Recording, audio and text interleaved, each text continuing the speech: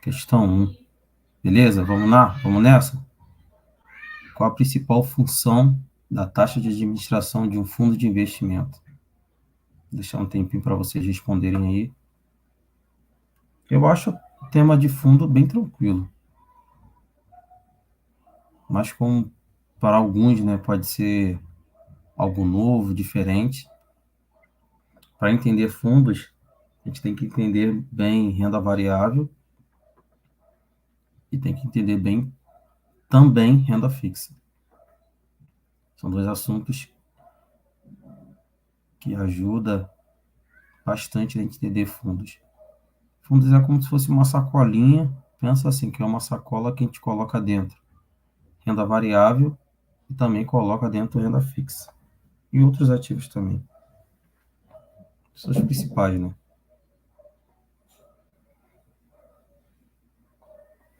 Vamos lá. Só botar aí, quem souber a resposta, já coloca aí já no comentário, por favor. Deixa eu falar sozinho aqui não, hein, gente? Por favor, hein? Qual a principal função da taxa de administração de um fundo de investimento? Então, vamos lá. Qual a principal função da taxa de administração de um fundo de investimento? Então, no fundo de investimento, a gente pode entender como um condomínio. Imagine um condomínio, e nesse condomínio tem uns funcionários que trabalham no condomínio, né? Então, essa taxa, o nome bem já diz, você precisa remunerar a administração para cuidar, geralmente, das pessoas que remunerar, vamos dizer assim, as pessoas que trabalham em prol do fundo, que prestam serviço para o fundo. Quem são as pessoas que prestam serviço para o fundo? São o administrador, o gestor, o distribuidor, né? E administrador, gestor, distribuidor. Essas pessoas são os responsáveis pelo fundo, o auditor.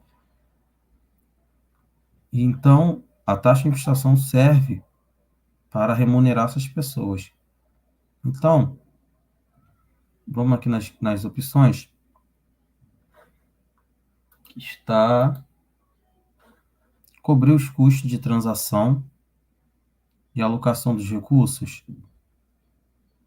Custo de transação não seria, tá? Mas a taxa ela expressa ao ano e deduzida diariamente. Ela geralmente vem expressa ao ano e deduzida diariamente. E também as despesas são deduzidas também, além da taxa de administração. Mas ela não serve, ela serve para remunerar os prestadores de serviço à equipe, né, de gestão e também cobrir despesas operacionais do fundo, a letra B. Não é remunerado diretamente o cotista, porque o cotista é remunerado pelo valor que aporta no fundo e a rentabilidade. E ela também não serve para garantir rentabilidade mínima ao fundo, não serve, tá? Se o fundo tiver negativo, ela vai cobrar a taxa de administração mesmo assim. Então, a resposta correta é a letra B. A taxa de administração é usada para remunerar a equipe de gestão e cobrir despesas operacionais, como auditoria, custódia, como falei, né? E aquelas pessoas que trabalham diretamente para o fundo, o administrador, o distribuidor, é remunerado também, o gestor e o auditor. Beleza? Vamos passar aqui para a questão número 2. Em que tipo de fundo de investimento é comum a cobrança de taxa de performance? Vou deixar um tempinho para vocês responderem essa.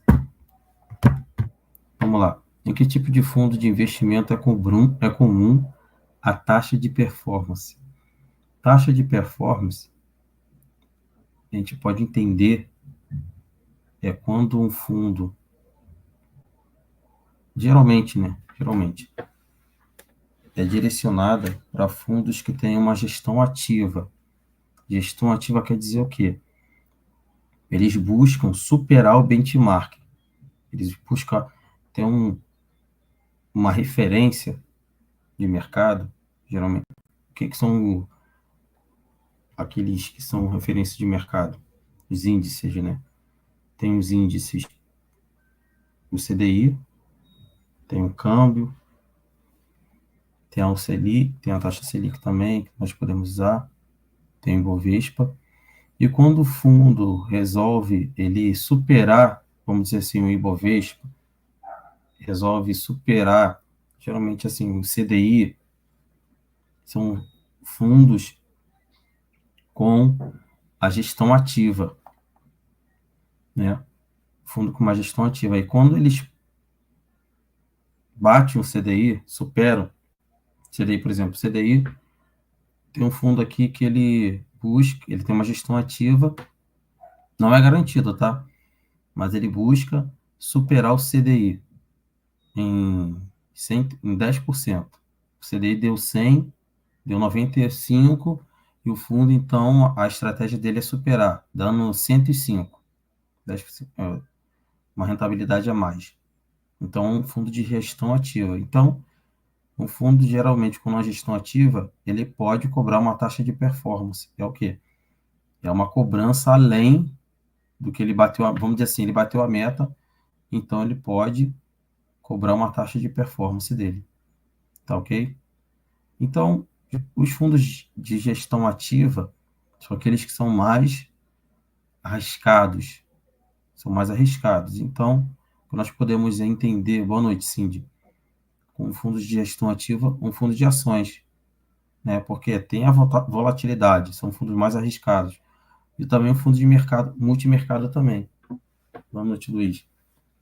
Fundo multimercado são fundos que buscam superar, que tem uma gestão mais ativa, que eles são mais voláteis. Então, esses fundos cobram a taxa de performance. O fundo de renda fixa não é, porque é um fundo mais defensivo, né? Geralmente indicado para investidores que têm um perfil de investidor conservador, que é atrelado ao CDI, que acompanha aí o CDI. Como eu falei, ele não busca superar. Fundo de DI também. Fundo de DI de curto prazo. Fundo de DI que são atrelados. Fundos cambiais. Não. Mas a resposta certa é a letra A. O fundo cambial ele pode até, em alguns casos, ser um pouquinho mais arriscado, né? Mas o fundo que tem, assim, que tem a cobrança ali na veia da taxa de performance são os fundos de ações e os fundos multimercado. Vou botar aqui. Questão correta. Letra A. Isso aí. Luiz já chegou já respondendo já. Parabéns, Luiz. Vou passar aqui para 3. Essa daí a gente tem que tomar cuidado, tá? Qual o prazo máximo para o resgate de um fundo de renda fixa com liquidez diária? O que acontece? Geralmente, a gente pode esperar que a liquidez diária, a gente pensa assim, pô, sacar e quer que caia no mesmo dia. Mas dependendo do horário também, tem um horário específico para cair no mesmo dia. Então, o prazo máximo que nós podemos esperar é no D mais um. Isso, D mais zero, D mais 2, vocês vão ver muito, muito mesmo. Vocês vão ver muito. D mais zero, D mais 2, D mais um. D mais zero é o dia mais zero. D mais um, o dia de hoje mais um, que vai ser no dia seguinte. D mais 2, dia de hoje mais 2. Então, daqui a 2 dias. Então, a resposta correta, o prazo máximo, a gente pode tomar, ter um certo cuidado, né?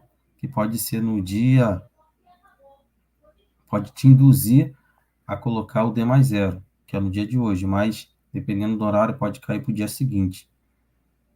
Porque tem fundos que tem um determinado horário que você precisa resgatar.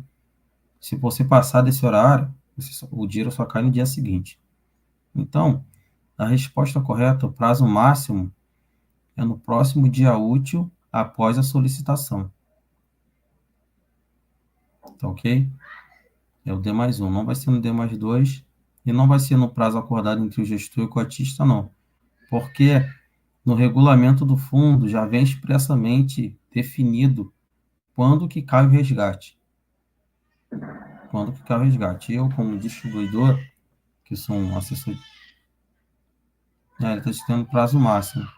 O prazo máximo é no próximo dia útil. Se você pedir depois do horário, só vai cair no dia seguinte. Tá bom, Luiz? Vai cair no D mais um.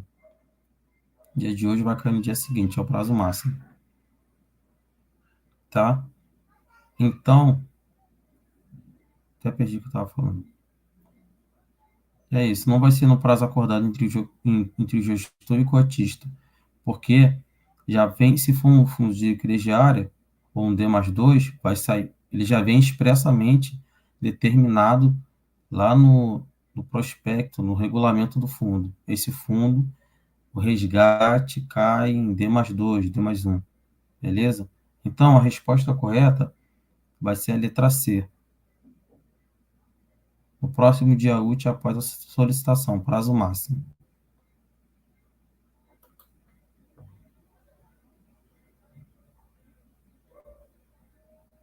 Show.